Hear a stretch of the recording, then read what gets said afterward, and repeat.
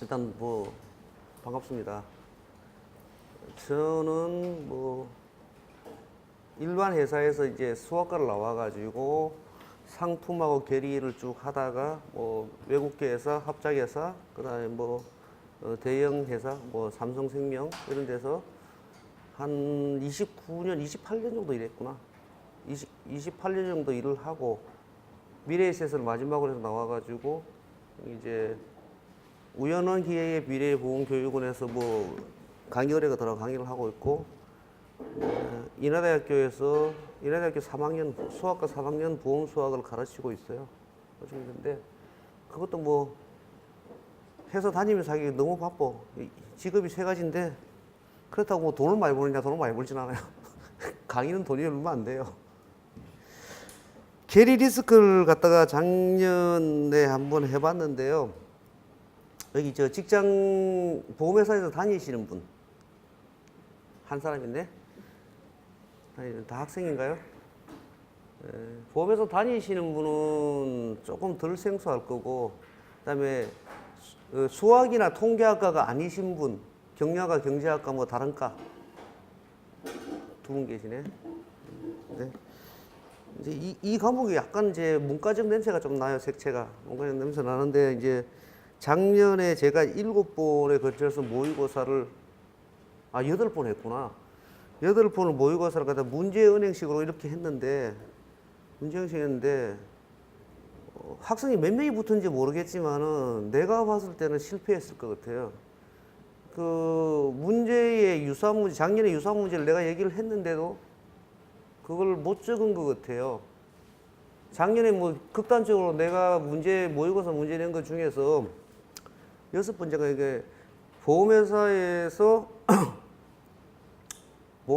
경험 요율을 좋아하는, 선호하는 이유에 대해서 설명하라, 이런 문제를 냈었어요. 근데 작년에 시험 문제에 보험회사의 경험 요율을 갖다가 축적해야 되는 올 풀 텐데, 이유는 무엇인가 똑같은 문제예요. 근데 못 적었더라고, 애들이. 내가 생각하기에 문제를 막 이렇게 줘서 그냥 한 번에 6, 7개씩 8번이면은 한 4, 50문제 되잖아요. 그죠? 그걸 무조건 줘서 학생들이 이걸 갖다가 외우게 해서는 안 되겠다는 생각이 들더라고. 그래서 이번에는 5회 정도 하고 2회 정도를 갖다가 기출문제, 한 3개년 정도의 기출문제를 풀면서 이게 도대체 어떤 유형의 문제인지 핵심을 갖다가 정리를 하는 게 나을 것 같아요. 아니, 문제가 이렇게 올사도 얘기를 했는데 올사도 못 풀었을 것 같아요, 제 생각에. 근데 내가 이게 작년 문제 보면은 이거는 기본적으로 수업만 들어도 나오겠다, 이런 생각이 들었는데, 그래서 아마 요번 시간, 다음 시간에 작년, 재작년과 문제 풀고 이런 문제가 어떤 유형인지를 갖다 설명을 드리고, 계리 리스크 준비 공부를 갖다가 아주 효율적으로, 이거는 어디서 나올지는 몰라요.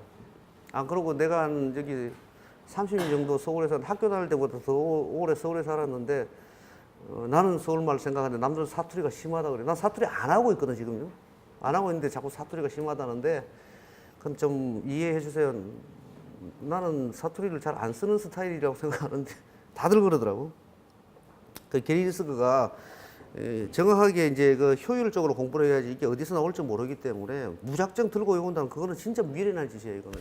물론 공부를 많이 하신 분은 정리가 잘 될 거고, 안 되면은 하다 안 되면은 이번에 제가 정리를 하고 한 6주 할 거잖아요. 6주 안에 정리한 거에 대해서 설명도 좀 할 테니까 그거 부분에 대해서는 정확하게 좀 외우고 더 가면은 어느 정도 되지 않을까 싶어요. 또 쓰기 나름인데, 또 이것도.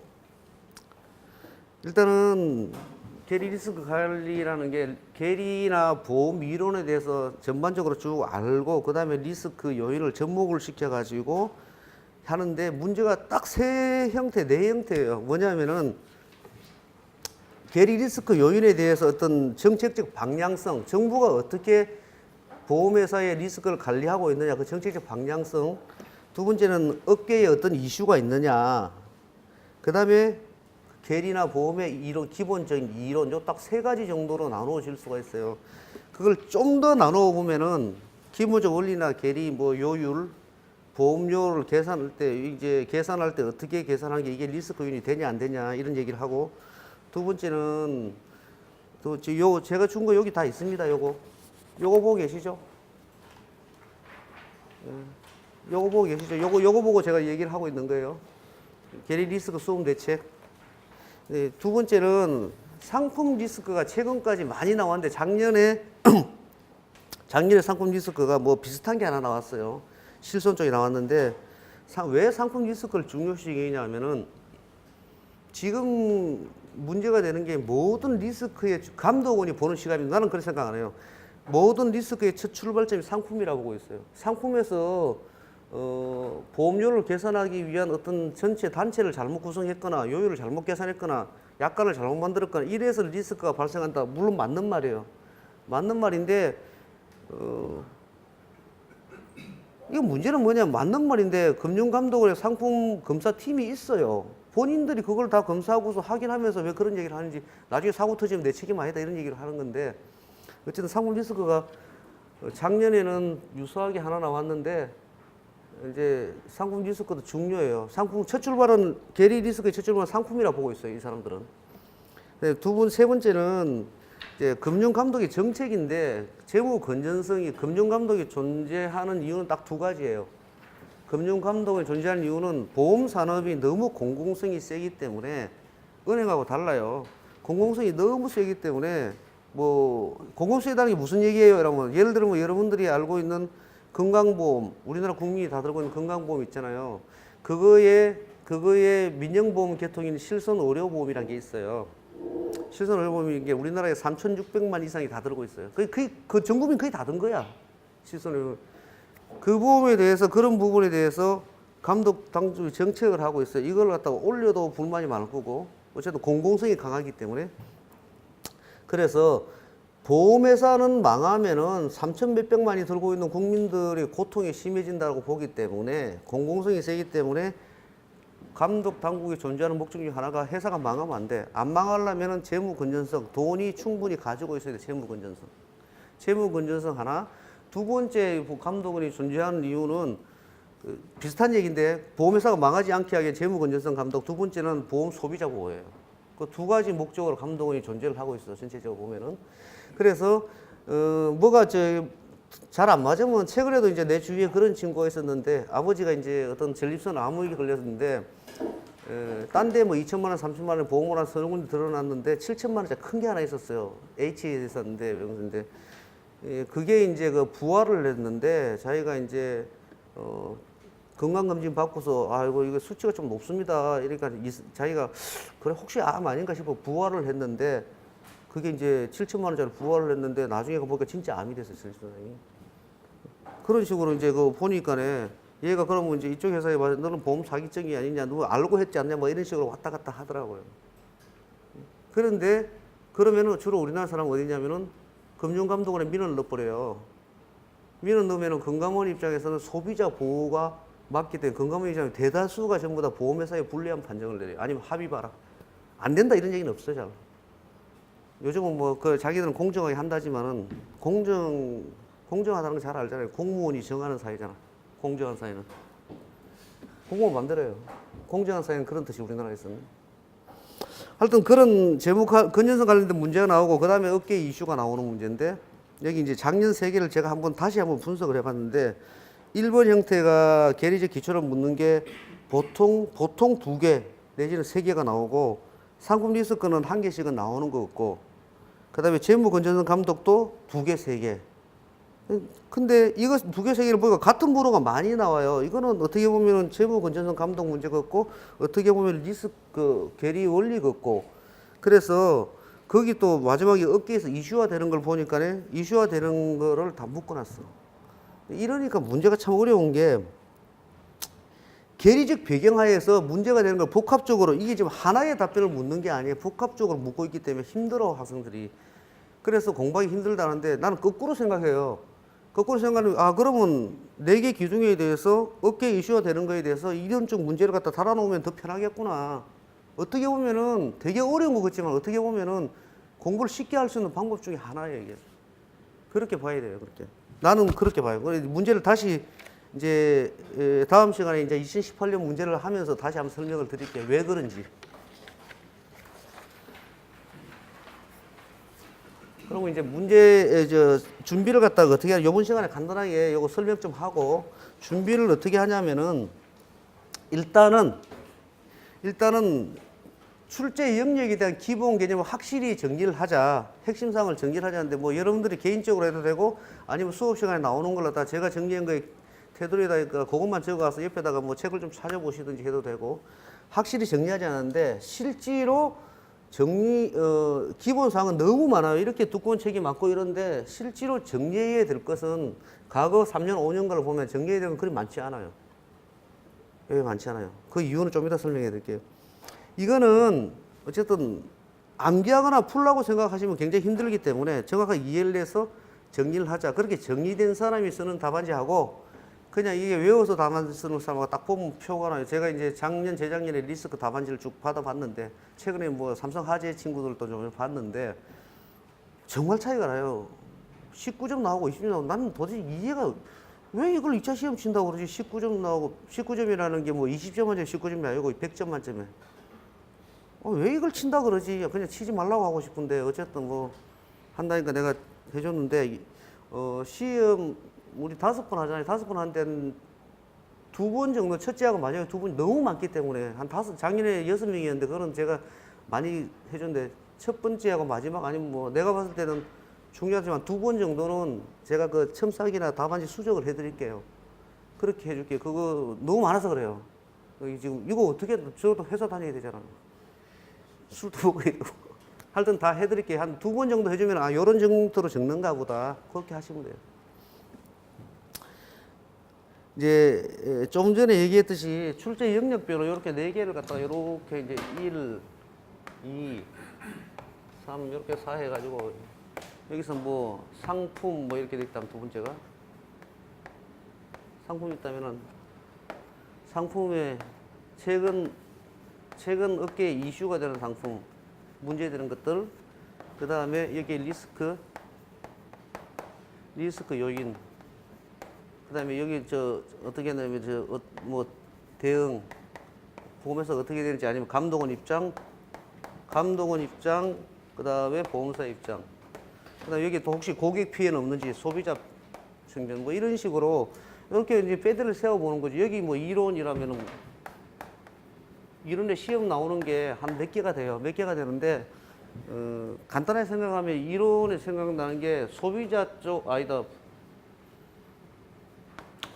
쪽을 얘기하면은 여기에 요율 문제가 보험 요율을 갖다가 어떻게 책정하면 리스크가 되는지 이런 쪽을 쭉 내려앉아 갈 거고, 그 다음에 보험사 입장에서 보면 2개밖에 없지. 보험사 입장에 보면은 보험 사기라든지 이런 것도 어떻게 잡을 거냐. 그럼 여기서 이제 이게 뭐 일부 보험 뭐 소손해 면책 뭐 면책 사항 여기 쭉쭉 있어요. 이제 저기 뭐 모여서 제가 내서 설명할 텐데 이렇게 정리를 해가지고 여기도 똑같습니다. 이렇게 정리하면은 이렇게 해서 소비자 고객 뭐 이런 식으로 테두리를 갖다가 근데 A4 요거 하나에 A4 용지 하나에 이렇게 딱딱 정리를 해가 거기에 대해서 뭐 일일이 다 적기 힘들면 여기서 요거는 무슨 책 뭐 저런 책이라든지 무슨 책 몇 페이지 하든지 아니면 뭐 4개만 적든지 이런 식으로 정리를 해갖고 하면은 지하철 오거나 왔다 갔다 할 때 뭐 A4 용지 한 대여섯 장이 되겠죠. 그걸 한 장씩 봐요. 그냥 보고 난 다음에 요게 생각이 안 난다. 여기 그럼 몇 페이지 봐가지고 요게 4개인데 생각이 안 난다 이러면은 4개 생각나면 집에 가서 한번 보고 굳이 이걸 갖다가 막 이렇게 적어보고 그거는 마지막에 한 일주일 전에 이제 뭐 한 요런 문제 한 5개가 다 내가 한번 적어본다. 적어보는 게 왜 중요하냐면은 시간 내에 해야 되거든. 시간 내에 적어도 양을 채워야 돼요. 그렇다고 너무 많이 적으면 얘는 모른다고 생각해요. 되게 재밌죠, 이게. 하여튼 이런 식으로 4개의 테두리를 만들어가지고 자기가 한번 정리를 해보는데 이 4개의 테두리에 관련된 게 어떤 게 있는지는 이제 지금부터 서서히 나올 거예요. 그런 거라고 이렇게 정리를 한번 해보자. 그 다음에 두 번째는 진행 중이거나 시사성 이론을 잘 해야 되는데 이제 여기서 되게 재밌는 사실을 내가 이번에 이제 저는 뭐 작년 재작년 하면서 뭐 IFR에서 이렇게 준비되어 있다 이렇게 다 설명만 다 했는데 내가 실제로 분류를 해보니까네 IFRS 17에 대비해서 금융감독원에서 보도자료 낸 거 있어요. 낸 거 이제 그게 선진화 로드맵이라는 게 있어요. 오늘 프린트물에 있을 텐데 그거를 단계별로 얘가 2014년도에 7월인가? 2014년도에 금융감독원에서 앞으로 우리는 재무 건전성 선진화 로드맵을 만들겠다 이라고 2021 그때는 2021년이었어요. 지금 1년 더 연장이 됐어. 2021년까지 우리는 앞으로 뭐 하겠다. 필러 1, 필러 2, 필러 3 해갖고 몇 단계, 세 단계 나고 뭐 하겠다고 로드맵을 쭉 낸 게 있어요. 그 로드맵만 제대로 정리를 했었어도 제가 얘기를 했잖아요. 이게 로드맵, 이게 뭐 어떤 걸 생각해 로드맵을 정리를 했었어도 여기 보니까 2016년 1번, 3번, 2017년 3번, 2018년 1, 3번은 그냥 답변도 무리가 없어요. 그러면은 우리가 흔히 공부를 하면은 뭐 다른 데는 어떻게 할지 모르겠는데 흔히 공부를 하면은 IFRS 17의 내용만 뭐 할인율 어떻게 적용하고 뭐 이렇게 막 하잖아요. 그게 아니고 금융감독원에 시행하는 정책 IFRS 17에 대해 시행하는 정책의 로드맵을 다 그러니까 한 개, 두 개 로드맵을 쭉 거기에 대해서 내용을 좀 정리를 했더라면은 정리했다면 쉽게 나갈 수 있는 문제였지 않나 이런 생각이 들어요. 사실은 한번 보세요. 다 여기 로드맵에 다 들어가 있는 문제예요. 전부 다 그렇게 좀 그 뼈대별로 이렇게 정리를 좀 하자. 그다음에 이제 과거 기출 문제는 반드시 봐야 됩니다.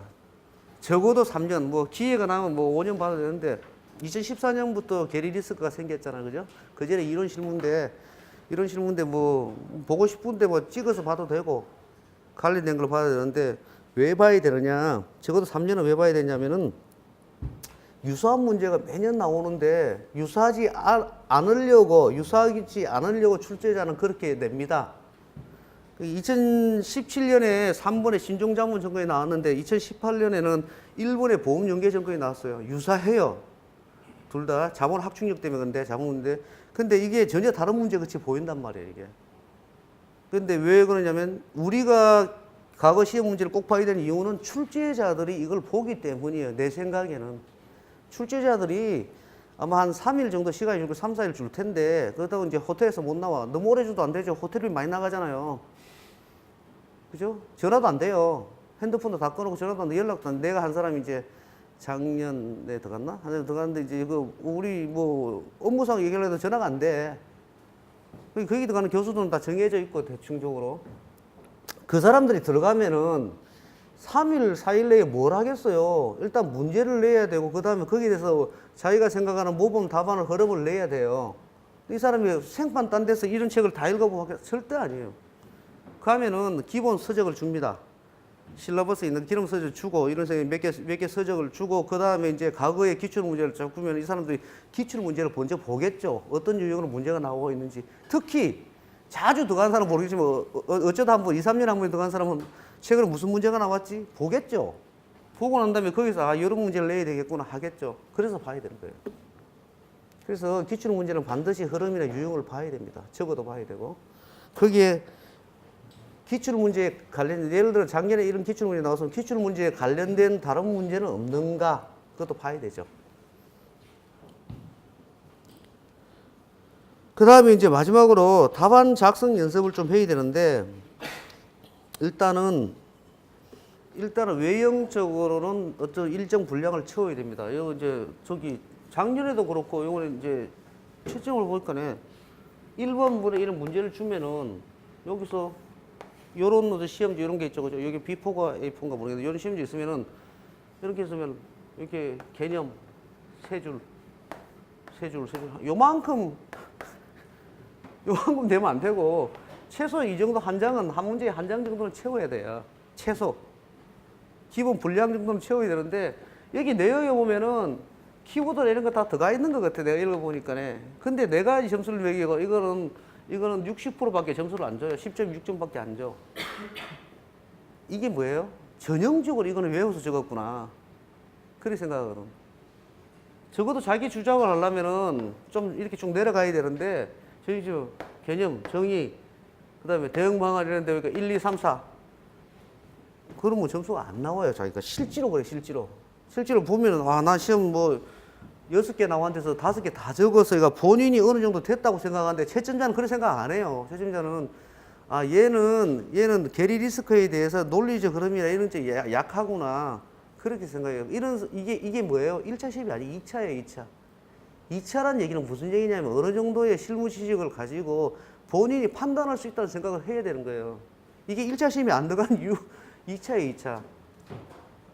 그렇게 생각하기 때문에 어느 정도 글 쓰는 법을 좀 연습을 해야 되고 채점자 입장에서의 원하는 답안이 뭔지 그 요구사항이 뭔지 이런 걸 확실히 적어야 돼요. 이게 또 문제를 이제 3개로 나눠가지고 문제가 뭐 하고 뭐 내용을 설명하고 그 다음에 뭐 소비자 고객자 뭘 이렇게 하라 그랬는데 이걸 딱딱딱 내용 딱딱딱 이렇게 끊어 적어야 되는데 쭉 적어.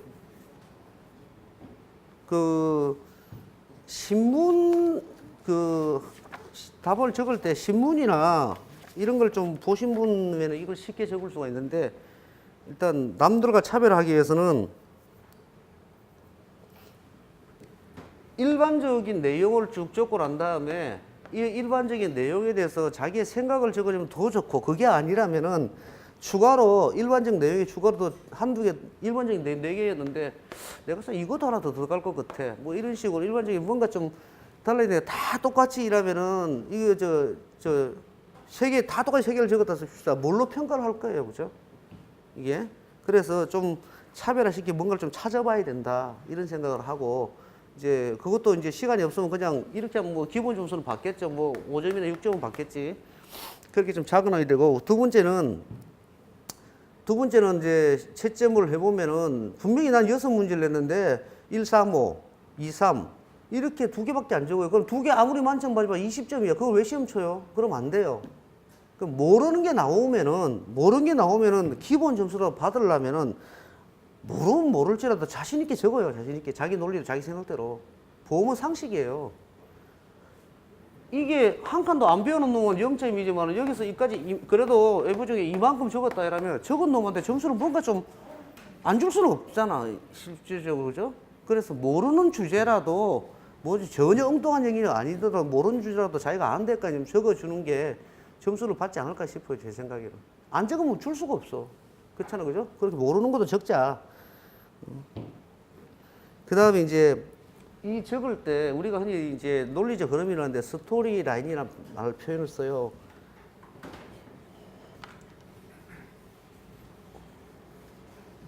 예를 들어서 우리가 뭐 작은 소손의 면책이라든지 뭐 교통사고 이런 거에 대해서 뭐 가시를 많이 따진다든지 이렇게 하게 되면은 어쨌든 간에 어떤 걸 시행을 하게 되면은 뭐 가실비를 많이 따져가 강하게 한다든지 뭐 보험료를 그 사고 나면 많이 올린다든지 이러면은 어쨌든 간에 흐름이 손해가 전체적으로 지급이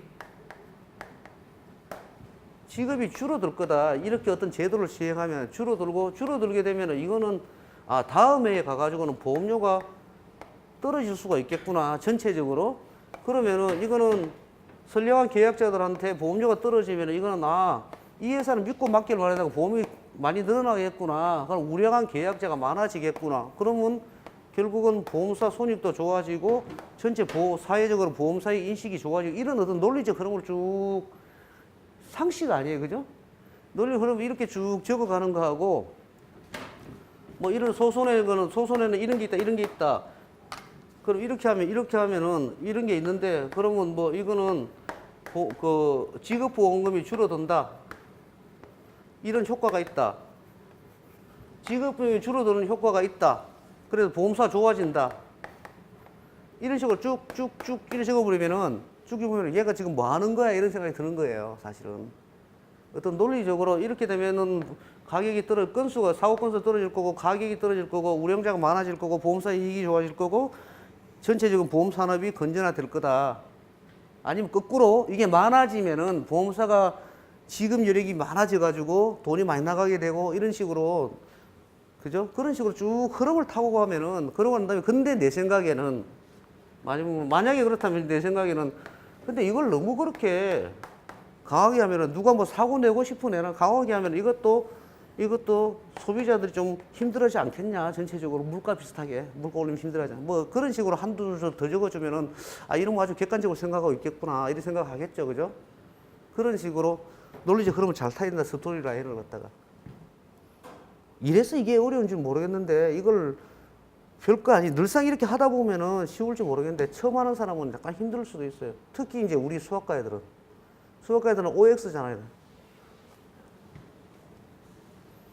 여자들 별로 안 좋아합니다. 우리 와이프도 안 좋아하고. O 아니면 X 틀리면 틀리고 맞는 맞는 건데 그게 내 성격은 맞는데 내 성격은 맞는데 사회는 그게 아니야. 프로세스가 가야 돼요. 그러면 이제 어떻게 해야 되느냐면은 처음에 봤을 때는 키워드를 먼저 딱 생각을 해보고 뭐 그럴 시간도 없겠지만 그 다음 팩터 사실을 갖다가 몇 개 팩터에다가 팩터에 대해서 이제 임팩이 뭐냐 효과가 뭐냐 그 다음에 마지막으로 가가지고 뭐 어떤 우리가 뭘 해야 되냐 퍼포먼스 팩터, 이펙트, 퍼포먼스, 수행 뭘 해야 되느냐 what to do 뭐 이런 식으로 항상 생각을 해야 돼요. 어떤 주제나 요건에 대해서 나오면 이 팩터를 갖다가 만약에 우리가 뭐 LAT를 한다든지 IFRS 17을 갖다 물어봤다면 거기에 팩터가 뭐냐? 뭐 2022년 하는데 뭐가 바뀐다, 할인이 바뀐다, 이 팩터가 있을 거야. 그 중에 몇 개를 골랐어, 키워드를. 그 다음에 이거에 대한 효과, 역량이 뭐냐? 그럼 우리는 뭘 해야 되겠느냐? 이 세 가지 단계, 3단계로 팩터, 이펙터, 이제 퍼포먼스, 뭐 이렇게 책에 나오는 건 아니에요. 제 생각에는 이렇게 3개 정도로 생각을 갖다가 가지고 적자 이거예요. 그냥 막 적지 말고. IFRS 2021년 됐는데 뭐 포블록을 한다 뭐 이런 막 적지 말고 자기가 생각에 적고 싶은 거 3개 다 여기다 영향을 주고 써 그럼 뭘 해야 되느냐 퍼포먼스를 뭘 해야 되느냐 뭐 어떻게 대비해야 되느냐 이런 식으로 3개만 딱 생각을 하자는 얘기예요. 너무 많이 할 필요 없고 그래 3개만 하면 한 장 다 채울 수가 있거든요. 그렇게 하는데 이런 뭐 주로 이런 거 보면 신문에 그런 게 많이 나오잖아. 첫째, 둘째, 셋째 그죠? 신문 사설 같은 거 논리적 가야 된다. 그 다음에 또 두 번째는 답을 적는데 그 방식이 요렇게 한 단락 있고 이렇게 한 단락 있고 이렇게 하면 눈이 들어오는데 여기서 예를 들어서 뭐 첫째 이러면 둘째 셋째 이러면 눈이 들어오는데 이걸 갖다가 첫째가 쭉 한꺼번에 얘가 둘째를 찾아야 돼. 다 읽고 둘째가 여기 있구나. 찾아야 돼. 이렇게 하지 말자는 얘기예요. 한 칸이라 띄워서 적자는 얘기예요. 내 말은. 그게 실제로 이렇게 쭉 적는다면 다 읽어봐야 돼. 그러면 다 읽어보면은 아무리 잘 적었더라도 짜증나서 한 2, 3점 깎을 것 같아. 내 생각에는. 그래서 적을 때도 이렇게 주제별로 탁탁 해갖고 단락을 지어서 설명을 하는 게 낫지 않을까. 그 다음에 글자 크기도 중요합니다. 그 문제 내는 사람이 30, 40대 있겠어요? 다 50대 이상일 거라고. 내 또래일 거라고. 내가 이 강의만 하면 문제 출제 내가 더 갈 수 있는데. 근데 그럼 뭐겠어요? 글자 크기도 중요해요. 글자 크기를 조그맣게 딱 적으면은 얘가 보겠죠, 이제. 글자 크기도 어느 정도 좀 이게 항상 채점자 입장에서 상대방 입장에서 그렇게 좀 적자는 얘기예요, 그렇게. 아주 평이한 거지 이런 생각 안 해봤죠. 내가 막 적지 그냥 이 사람 보는 사람 입장 생각 안 해봤잖아요. 그런 거 생각을 해보고 적자는 얘기예요. 그 다음에 10장 정도를 줄 텐데 한 문제에 한 장 내지는 한 장 반. 그 이상 넘어가면 안 돼요. 시간도 없어요. 근데 반장은 적지 말자. 반장은 모르는 문제는 반장이라고 적어야 돼요. 아까 내지만 한 장 정도로 하자. 그렇게 하고 그 다음에 이제 나름대로 주장을 하자. 책은 이제 시간이 없는데 혹시 이 책을 보신 분 있으면은 이 책을 혹시 가지고 있거나 어디 보신 분 있으면 한번 보시는 게 좋은데 여기서 이제 2가지 항목을 봐야 돼요. 2가지 항목을 봐야 되는데 일반 이론 저 책은 여기 보험 이론 쪽에 저 책에서 자주 나와요. 매년 한 문씩 나오는데 이론 쪽에는 저 책을 봐야 돼요. 봐야 되는데 만약에 이제 그 시간이 없으면 저 책에서 팩트를 봐야 될 부분이 몇 개가 안 돼요. 한 2-3 챕터 정도밖에 안 되는데 그거 설명을 드리거나 요약하는데 그 부분은 있으면 봐도 되고 없으면 제가 설명드리는 거라도 한번 네이버에 다 조회보면 나오니까네. 그래갖고 정리를 해 두시면 돼요. 제 책을 한번 보시고 나머지는 제가 특별하게 이제 문제를 그렇게 준비하면 된다는 얘기를 드리고 특별한 건 없어요. 질문. 시험 처음 해보세요. 어느 부분이 중요하냐면은 여기서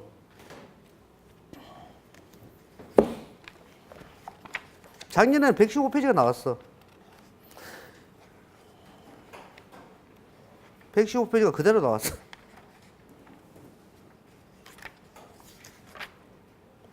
여기서 그 두 번째 챕터 리스크 관리 쪽하고 그 다음에 세 번째 챕터 보험의 개요. 그 다음에 이게 어디 나왔나? 보험의 개요. 이게 그 다음에 이제 보험의 개요. 그 다음에 네 번째 그 보험 계약의 법리 이게 작년에 나왔어요. 여기서 나왔고 실소문이 나왔고. 그 다음에 마지막에 저희 가가지고 다 필요 없고 마지막에 가가지고 15 대체 리스크 증가.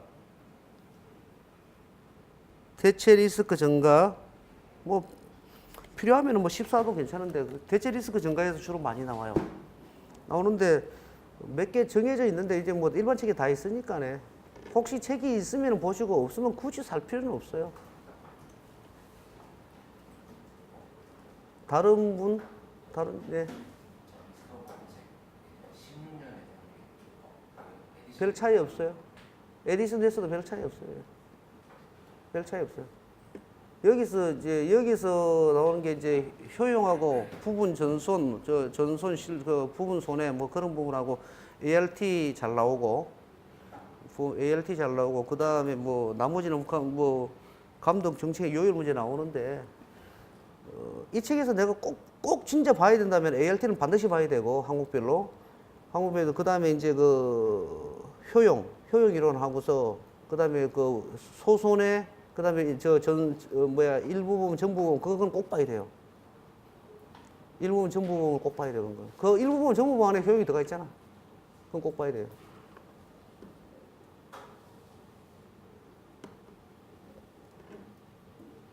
리스크 관리 시험 한 번이라도 쳐보신 분 있어요, 혹시? 없어요? 처음 치나요? 쳐봤어요? 느낌이 어때요? 내 말이 맞는 것 같아요? 어때요? 네, 맞죠? 생각보다 점수 안 나오죠?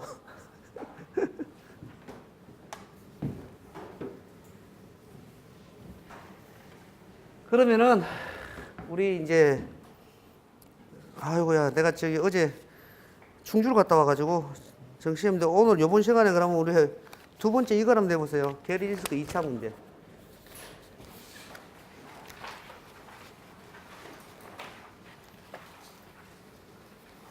작년에 문제를 1번부터 6번까지 보면서 제가 지금까지 설명드린 게 맞는지 안 맞는지를 검증을 한번 해보자고요. 진짜 아닌가.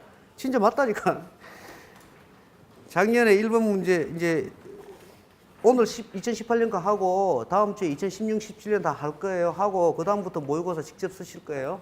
하면서 그 사이에 그 기본적인 핵심 이론 설명을 다 해드릴게요. 내용을. 1번 문제 보면은 보험회사의 보험 위험의 증권에 대해 설명하고 보험 연계 증권의 운용 시스템을 구체적으로 서술하시오. 이래놨잖아요. 그죠?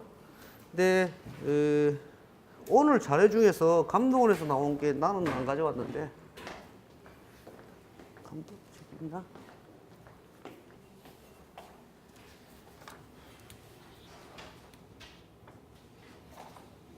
이거는 여기 있네. 요거.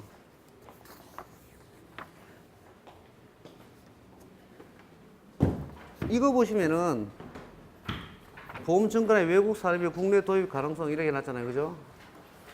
이거 보시면 이걸 그대로 시험 문제를 낸 거예요. 그대로 이거를. 뒤에 보면은 운용 그 증권화 과정까지 다 했어요. 이걸 냈는데 이렇게 문제를 내면은 첫째는 보험증권화에 대해서 설명을 하랬잖아. 그럼 어떻게 해야 될까? 이게 지금 두 개를 묻고 있어요. 증권화에 대해서 문제를 해석해 보면 증권화에 설명을 하고 운영 시스템을 구체적으로 서술하셔야 했거든요. 그럼 어떻게 적어야 될까 이게? 첫째는 나는 이제 많이 적었는데 많이 적을 수 있는 설명을 드리면 첫째는 보험증권화에 대해서 설명하라는 얘기는 그럼 보험증권화가 뭐니 데피니션이나 개념으로 적어요. 나는 이제 개념이라 했는데 여러분들은 보험증권화의 정의 뭐 이렇게 들어가도 됩니다. 정확한 정답은 이게 모험 답안이니까 내 생각이 적은 거예요. 나는 개념을 적었어. 개념이 뭐냐? 보험증권 연계증권은 보험회사의 리스크 증가 수준을 갖다가 재보험으로 보통 리스크를 증가를 해요. 우리가 리스크 증가라는 표현을 쓰잖아요. 그죠?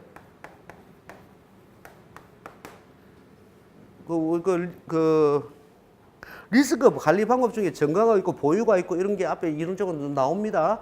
근데 이 리스크 증가 방법 중에서 대표적인 게 재보험인데, 이거는 보험사가 리스크를 일로 증가를 해주는 건데, 재보험으로 안 되는, 재보험을 대체하는 수단, 재보험으로서는 리스크 증가가 될 수 없는 일반적인 리스크가 아니란 얘기예요. 대형 리스크라든지 전문적인 이런 거에 대해서는 우리가 ART라는 표현을 써요. ART.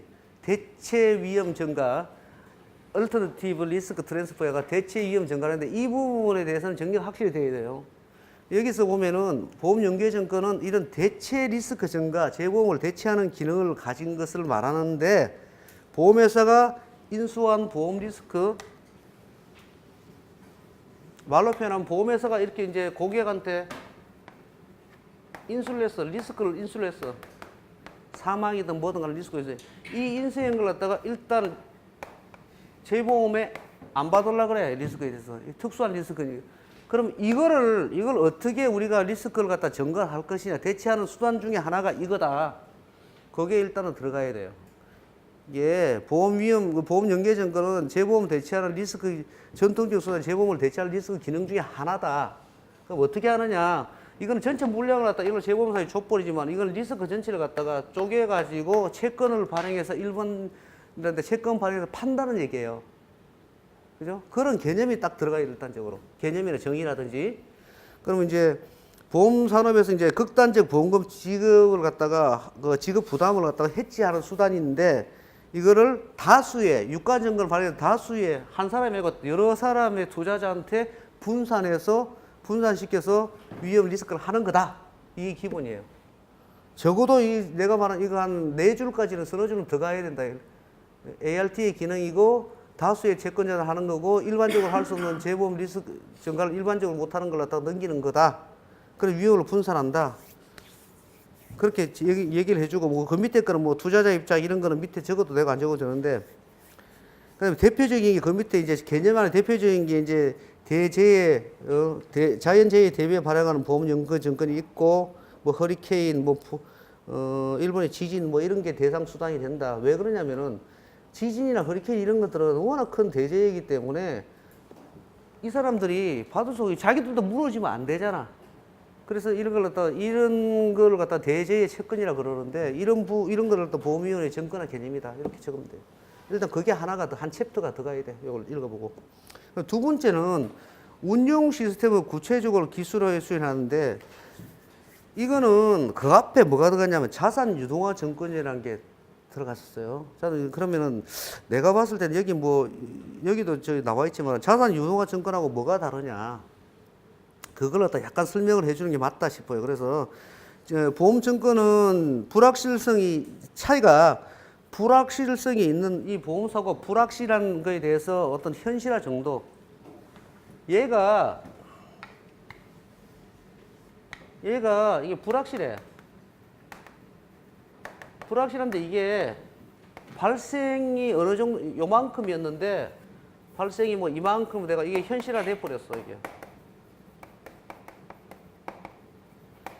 현실화 정도에 따라서 투자 성과가 달라진다는 얘기예요. 이거는 채권은.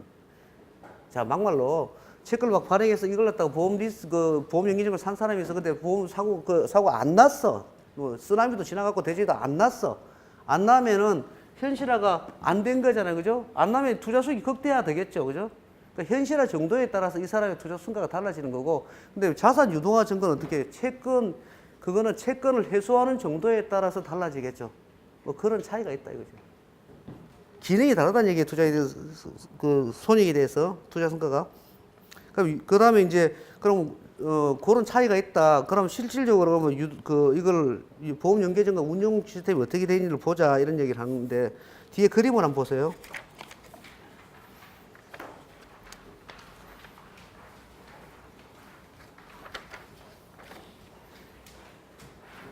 자산 유동화 증권은 여기 최고 첫 번째 그림 밑에 거 뭐 대제채권 얘는 필요 없어요. 여러분들이 답을 적으려면 최고 첫 번째 거 정도만 적으면 돼요. 제가 지금 보면은 이 유동화 대상이 딱 이렇게 있어. 유동화 대상이 있고,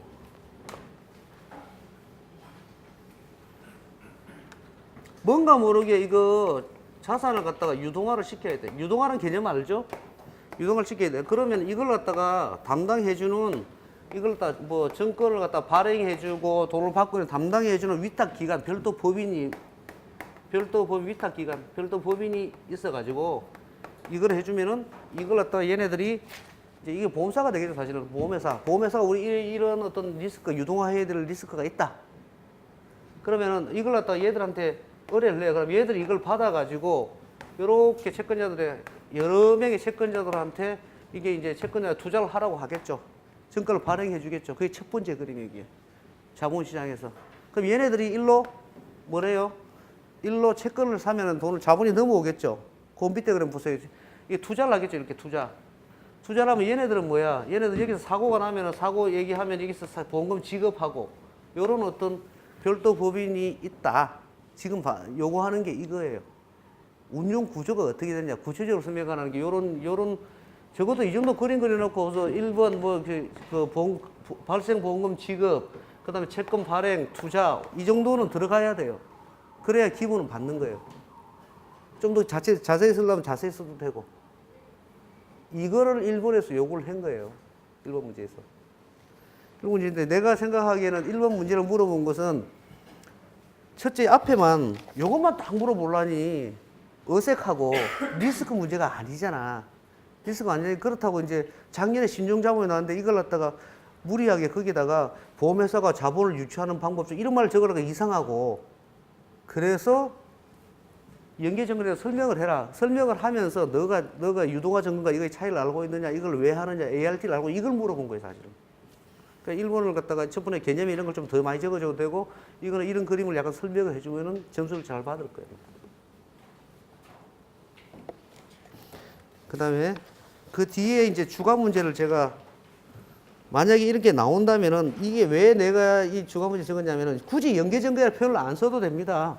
안 써도 되는데 이런 ART에 대해서 문제가 나오면은 뭐 대제 채권이라든지 줄여서 나온다면은 그러면 보험사 입장에서는 어떤 장점이 있고 투자자 입장에서 어떤 장점이 있느냐를 갖다가 한번 정리를 해보자. 이게 뭐예요? 이게 우리가 말한 이펙트잖아요. 이펙트. 그죠? 이펙트를 정리를 해보자. 그러면 첫째는 보험사 입장에서는 주가 인수 여력이 확보가 되잖아. 재보험사가 이런 거 안 해. 얘가 대제 채권 이런 거 없어. 얘들이 이런 게 없다면, 만약에 이런 제도가 없다면은 담보를 갖다가 다 받기가 힘들겠죠? 그러니까 보험사 입장에서는 추가적으로 인수를 할 수 있는 여력이 확보된다는 게 가장 큰 장점이고, 두 번째 우리가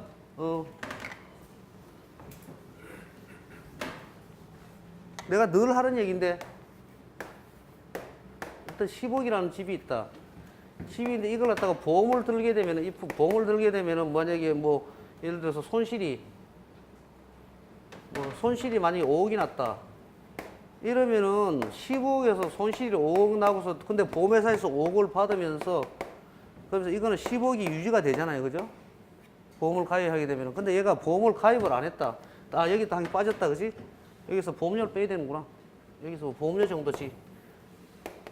이게 보험료 정도만큼 주고서 요거를 주고 리스크 피를 주고서 나는 마음의 안정을 얻는 거야.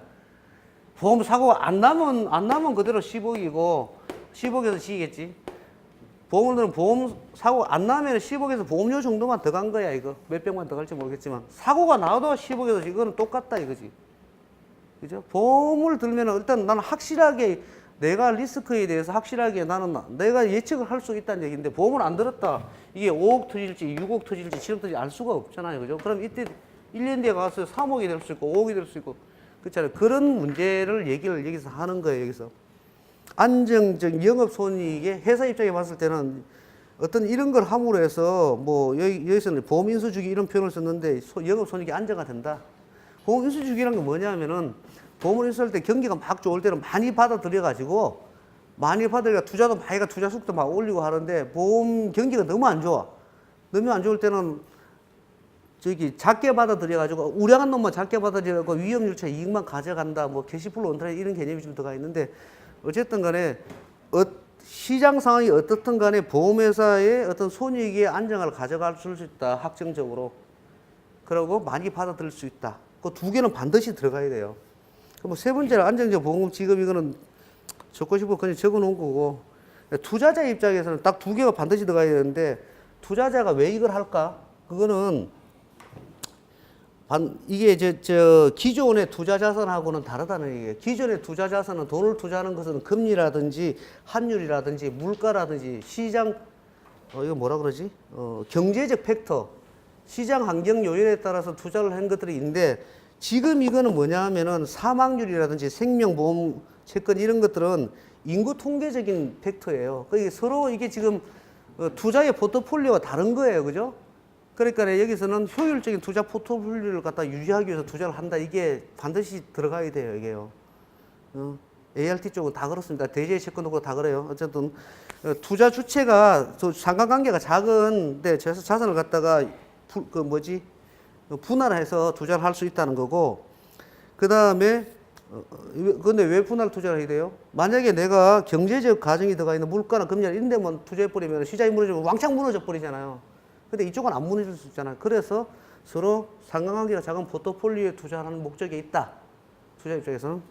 두 번째는 읽어보시면 됩니다. 투자 수익이 동일 위험의 회사채보다는 이자 수익이 높을 수 있다.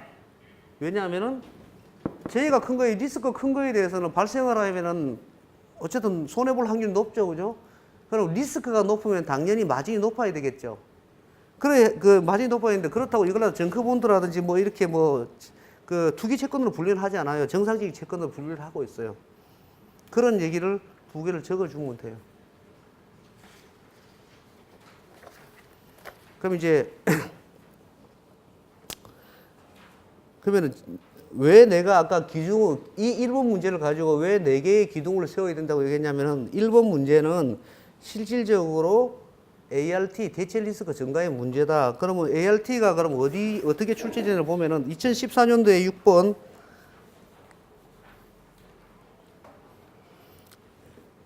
2014년도에 6번이 출제됐고, 제목이, 문제가 이겼어요. 대체 리스크 증가의 특성에 대해 설명하라. 뭐 이런 얘기를 설명을 적어주면 돼요. 그 다음에 2017년도에 4번, 금융재보험도 대체 리스크입니다. 일반 재보험과 다릅니다. 그 다음에 2018년도에 1번 보험연계 증거에 출제가 됐죠. 이렇게 보면은 출제 빈도가 상당히 높아요. 이게 보면은 2014년 15, 16 안 나왔고 17, 18 계속 나오고 있잖아. 그래서 대체 리스크에 대한 정리가 필요하다. 그럼 왜 대체 리스크가 지금 나오냐? 우리 IFRS 17은 회사가 돈을 얼마나 자본을 더 가지고 있어야 될지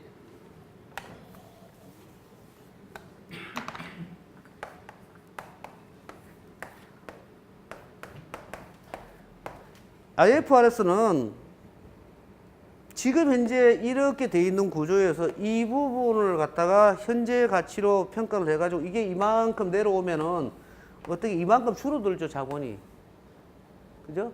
근데 이만큼 내려오는 거에 대해서 기준을 바꿔주는 데 대해서 어떻게 이만큼 안 내려오게 이 자본을 좀 어떻게 효율적으로 좀 자본을 갖다가 어떻게 확보할 수 있는 방법이 없느냐를 자꾸 생각하는 거 정책적으로. 신종자본 정권도 발행을 해라.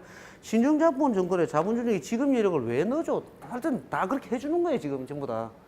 해주다 보니 이제 이게 그러면 여기서 대표적인 게 이걸 갖다 효율적으로 하는 방법 중에 금융재보험이 있는데 그것도 ART예요. 그 리스크 있는 거 다 팔아 넘겨가 너가 알아서 그 리스크를 줄이고 하란 얘기예요.